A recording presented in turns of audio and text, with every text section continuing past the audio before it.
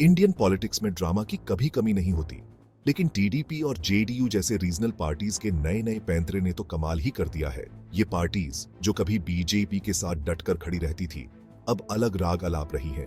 इससे बीजेपी के सत्ता पर पकड़ पर सवाल उठने लगे हैं।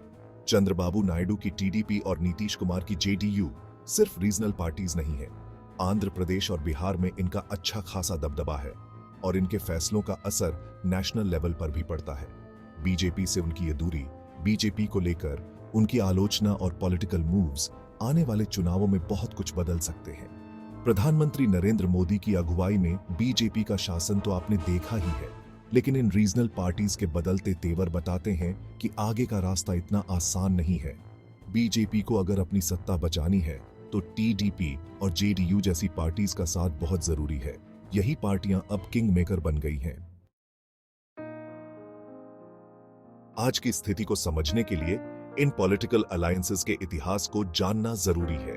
बीजेपी और इन रीजनल पार्टीज के बीच कभी दोस्ती रही है तो कभी दुश्मनी, कभी फायदे के लिए साथ आए तो कभी सत्ता की भूख ने इनको अलग कर दिया। बीजेपी जो पहले नॉर्थ इंडिया की पार्टी मानी जाती थी, अब पूरे भारत में फैलना चाहती है। ऐसे में स्ट्रॉन्ग लोकल बेसिस वाली ये रीजनल पार्टीज उनके लिए बहुत महत्वपूर्ण हो गई है। 1990 के दशक में नायडू की अगुवाई वाली टीडीपी बीजेपी के साथ आने वाली पहली पार्टीज में से एक थी।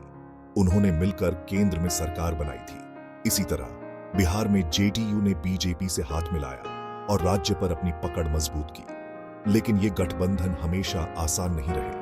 विचारधारा और महत्वाकांक्षाओं में अंतर के कारण कई बार अनबन और टूटन हुई। उदाहरण के लिए 2004 में सेक्युलरिज्म के मुद्दे पर टीडीपी ने बीजेपी से नाता तोड़ लिया था।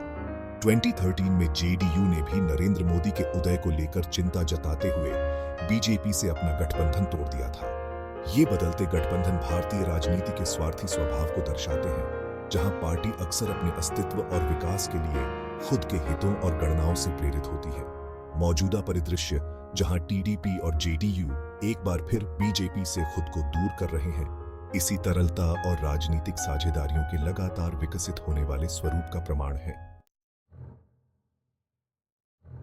हाल के महीनों में ऐसी कई घटनाएं हुई हैं जो बीजेपी और उसके पूर्व सहयोगियों के बीच बढ़ती दरार को उजागर करती है।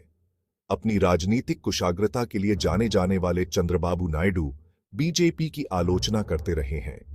उनका आरोप है कि मोदी सरकार आंध्र प्रदेश के हितों की अनदेखी कर रही है। उन्होंने राज्य को स्पेशल कैटेगरी का दर्जा न देने के लिए बीजेपी को विशेष रूप से निशाना बनाया है। ये एक ऐसा कदम होता जिससे राज्य को अच्छी खासी वित्तीय सहायता मिलती।